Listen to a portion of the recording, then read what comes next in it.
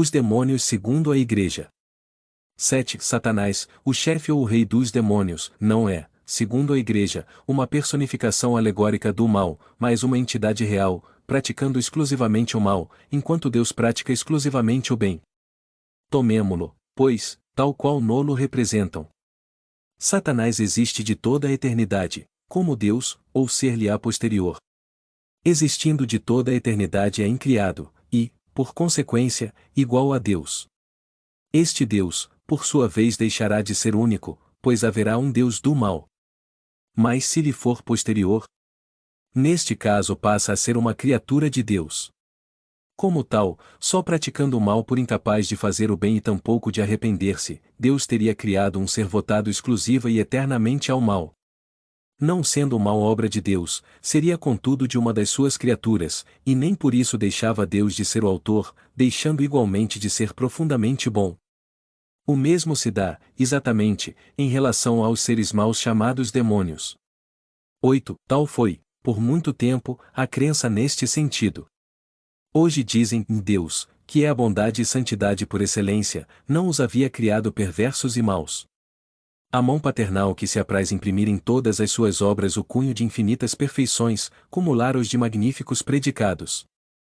As qualidades eminentíssimas de sua natureza, juntar as liberalidades da sua graça, e em tudo os fizer iguais aos espíritos sublimes de glória e felicidade, subdivididos por todas as suas ordens e adstritos a todas as classes, eles tinham o mesmo fim e idênticos destinos.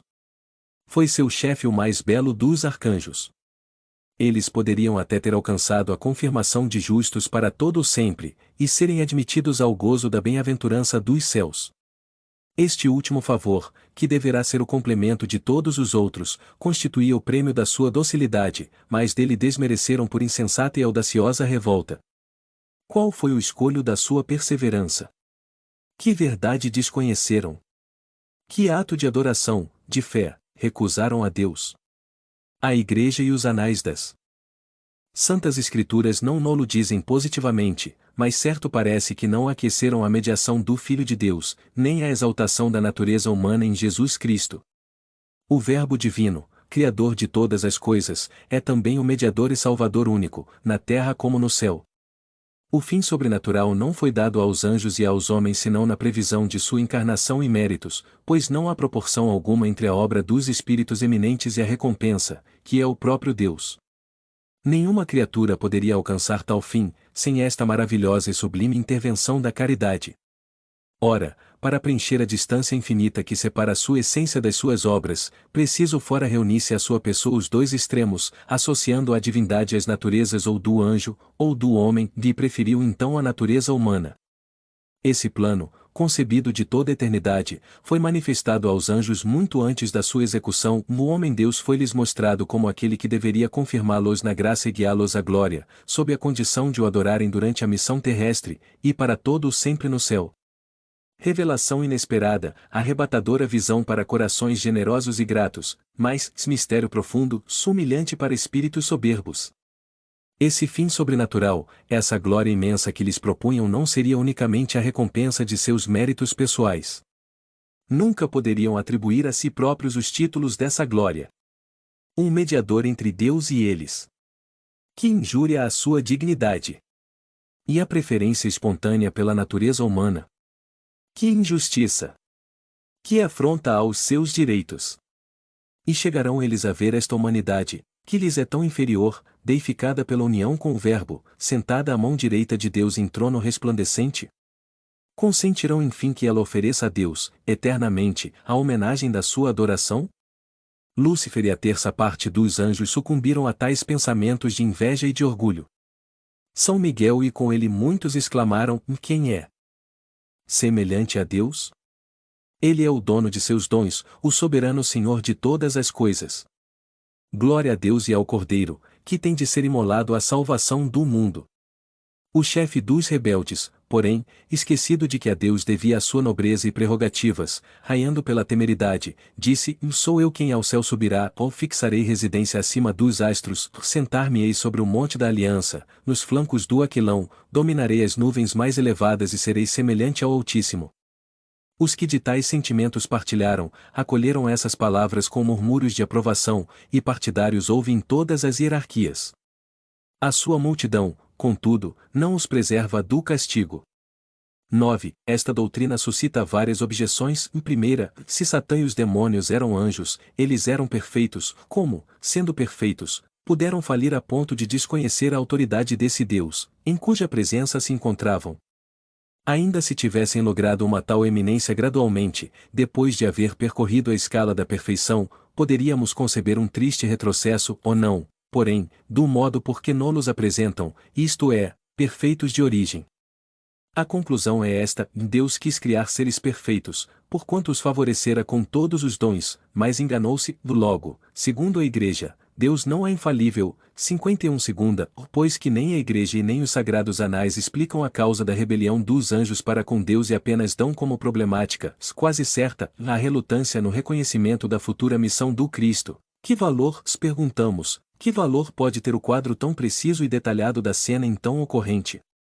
A que fonte recorreram, para inferir se de fato foram pronunciadas palavras tão claras e até simples colóquios? De duas uma, ou a cena é verdadeira ou não é. No primeiro caso, não havendo dúvida alguma, por que a Igreja não resolve a questão? Se a Igreja e a história se calam, se a coisa apenas parece certa, claro, não passa de hipótese, e a cena descritiva é mero fruto da imaginação. Terceira, as palavras atribuídas a Lúcifer revelam uma ignorância admirável num arcanjo que, por sua natureza e grau atingido, não deve participar, quanto à organização do universo, dos erros e dos prejuízos que os homens têm professado, até serem pela ciência esclarecidos. Como poderia, então, dizer que fixaria residência acima dos astros, dominando as mais elevadas nuvens? É sempre a velha crença da Terra como centro do universo, do céu como que formado de nuvens estendendo-se às estrelas, e da limitada região destas, que a astronomia nos mostra disseminadas ao infinito no infinito espaço. Sabendo-se, como hoje se sabe, que as nuvens não se elevam a mais de 2 léguas da superfície terráquea, e falando-se em dominá-las por mais alto, referindo-se a montanhas, preciso fora que a observação partisse da Terra, sendo ela, de fato, a morada dos anjos. Dado, porém, ser esta em região superior, inútil fora alçar-se acima das nuvens. Emprestar aos anjos uma linguagem tisnada de ignorância, é confessar que os homens contemporâneos são mais sábios que os anjos. A Igreja tem caminhado sempre erradamente, não levando em conta os progressos da ciência. 10. A resposta à primeira objeção acha-se na seguinte passagem: da Escritura e a tradição denominam céu o lugar no qual se haviam colocado os anjos, no momento da sua criação. Mas esse não era o céu dos céus, o céu da visão beatífica, onde Deus se mostra de face aos seus eleitos, que o contemplam claramente sem esforço, porque aí não há mais possibilidade nem perigo de pecado, a tentação e a dúvida são aí desconhecidas, a justiça, a paz e a alegria reinam imutáveis, a santidade e a glória imperecíveis. Era, portanto, outra região celeste, uma esfera luminosa e afortunada, essa em que permaneciam tão nobres criaturas favorecidas pelas divinas comunicações, que deveriam receber com fé e humildade até serem admitidas no conhecimento da sua realidade, essência do próprio Deus. Do que precede se infere que os anjos decaídos pertenciam a uma categoria menos elevada e perfeita, não tendo atingido ainda o lugar supremo em que o erro é impossível.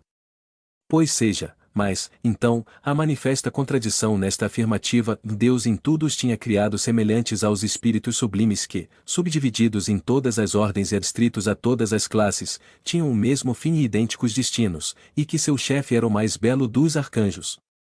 Ora, em tudo semelhantes aos outros, não lhes seriam inferiores em natureza, e idênticos em categorias, não podiam permanecer em um lugar especial. Intacta subsiste, portanto, a objeção. 11. E ainda há uma outra que é, certamente, a mais séria e a mais grave.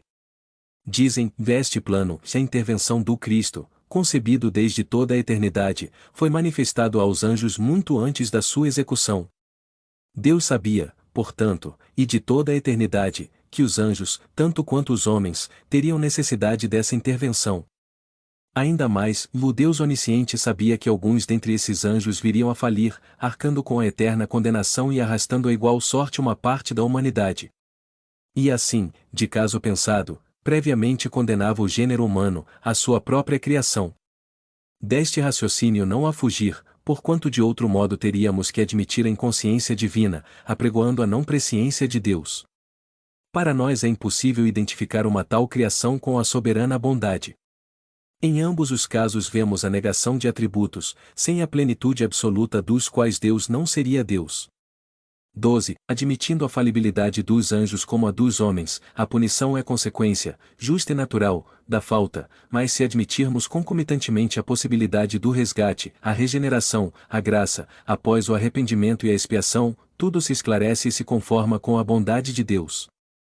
Ele sabia que errariam, que seriam punidos, mas sabia igualmente que tal castigo temporário seria um meio de lhes fazer compreender o erro, revertendo ao fim em benefício deles. Eis como se explicam as palavras do profeta Ezequiel: Deus não quer a morte, porém a salvação do pecador. 53. A inutilidade do arrependimento e a impossibilidade de regeneração, isso sim, importaria na negação da divina bondade. Admitida tal hipótese, poder-se-ia mesmo dizer, rigorosa e exatamente, que estes anjos, desde a sua criação, visto Deus não poder ignorá-los, foram votados à perpetuidade do mal, e predestinados a demônios para arrastarem os homens ao mal. 13. Vejamos agora qual a sorte desses tais anjos e o que fazem. De mal apenas se manifestou a revolta na linguagem dos espíritos, isto é, no arrojo dos seus pensamentos, foram eles banidos da celestial mansão e precipitados no abismo. Por estas palavras entendemos que foram arremessados a um lugar de suplícios, no qual sofrem a pena de fogo, conforme o texto do Evangelho, que é a palavra do Salvador. Ide, malditos, ao fogo eterno preparado pelo demônio e seus anjos.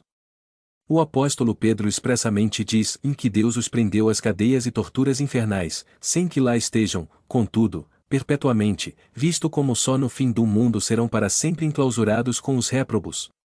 Presentemente, Deus ainda permite que ocupem lugar nesta criação, a qual pertencem, na ordem de coisas idênticas à sua existência, nas relações enfim que deviam ter com os homens, e das quais fazem o mais pernicioso abuso. Enquanto uns ficam na tenebrosa morada, servindo de instrumento da justiça divina contra as almas infelizes que seduziram, outros, em número infinito, formam legiões e residem nas camadas inferiores da atmosfera, percorrendo todo o globo. Envolvem-se em tudo o que aqui se passa, tomando mesmo parte muito ativa nos acontecimentos terrenos. Quanto ao que diz respeito às palavras do Cristo sobre o suplício do fogo eterno, já nos explanamos no capítulo 4, o inferno. 14. Por esta doutrina, apenas uma parte dos demônios está no inferno, a outra vaga em liberdade, envolvendo-se em tudo o que aqui se passa, dando-se ao prazer de praticar o mal e isso até o fim do mundo, cuja época indeterminada não chegará tão cedo, provavelmente. Mas por que uma tal distinção? Serão estes menos culpados?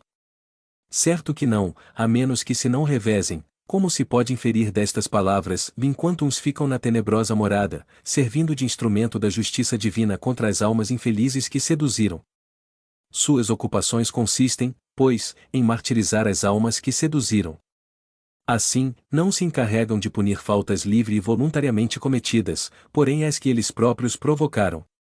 São ao mesmo tempo a causa do erro e o instrumento do castigo, e, coisa singular, que a justiça humana por imperfeita não admitiria, se a vítima que sucumbe por fraqueza, em contingências alheias e porventura superiores à sua vontade, é tanto ou mais severamente punida do que o agente provocador que emprega astúcia e artifício, visto como essa vítima, deixando a terra, vai para o inferno sofrer sem tréguas, nem favor, eternamente, enquanto o causador da sua primeira falta, o agente provocador, goza de uma tal ou qual dilação e liberdade até o fim do mundo.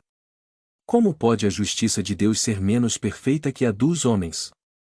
15. Mas ainda não é tudo, Deus permite que ocupem lugar nesta criação, nas relações que com o homem deviam ter e das quais abusam perniciosamente. Deus podia ignorar, no entanto, o abuso que fariam de uma liberdade por ele mesmo concedida? Então, por que a concedeu?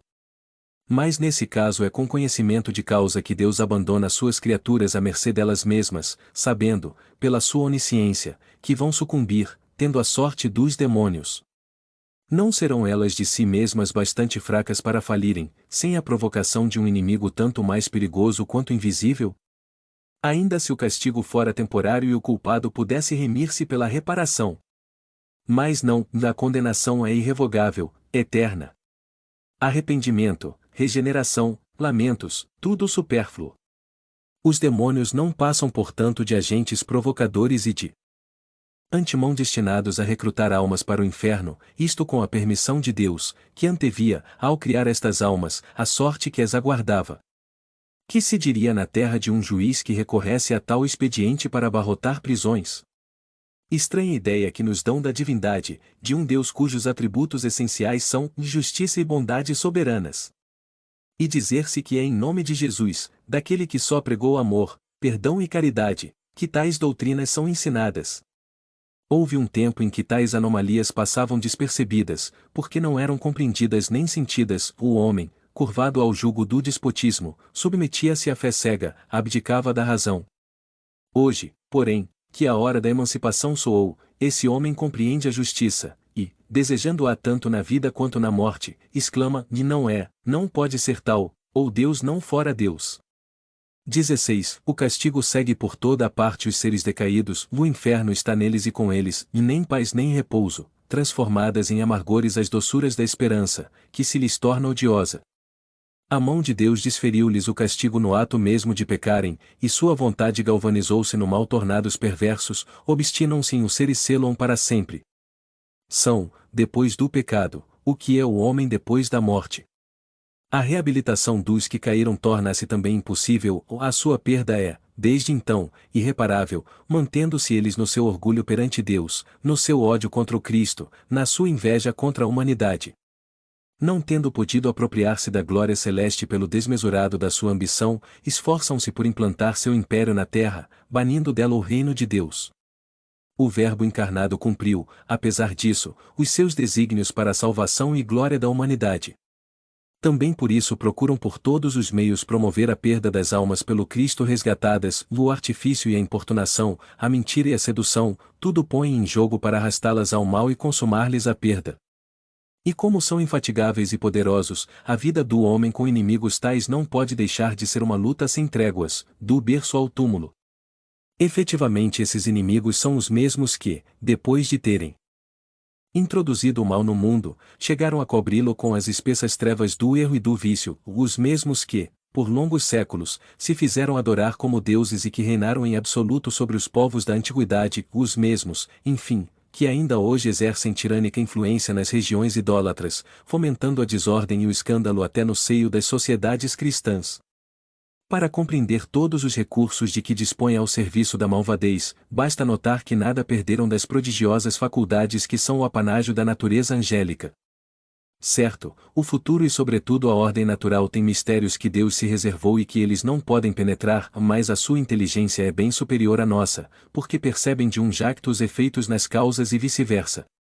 Esta percepção permite-lhes predizer acontecimentos futuros que escapam às nossas conjecturas. A distância e variedade dos lugares desaparecem ante a sua agilidade. Mais prontos que o raio, mais rápidos que o pensamento, acham-se quase instantaneamente sobre diversos pontos do globo e podem descrever, à distância, os acontecimentos na mesma hora em que ocorrem. As leis pelas quais Deus rege o universo não lhes são acessíveis, razão por que não podem derrogá-las, e, por conseguinte, predizer ou operar verdadeiros milagres, possuem, no entanto, a arte de imitar e falsificar, dentro de certos limites, as divinas obras, sabem quais os fenômenos resultantes da combinação dos elementos, predizem com maior ou menor êxitos que sobrevêm naturalmente, assim como os que por si mesmos podem produzir. Daí os numerosos oráculos, os extraordinários vaticínios que sagrados e profanos livros recolheram, baseando e acoroçoando tantas e tantas superstições. A sua substância simples e material subtrai-os às nossas vistas, permanecem ao nosso lado sem que os vejamos, interessam-nos a alma sem que nos firam o ouvido. Acreditando obedecer aos nossos pensamentos, estamos no entanto, e muitas vezes, debaixo da sua funesta influência.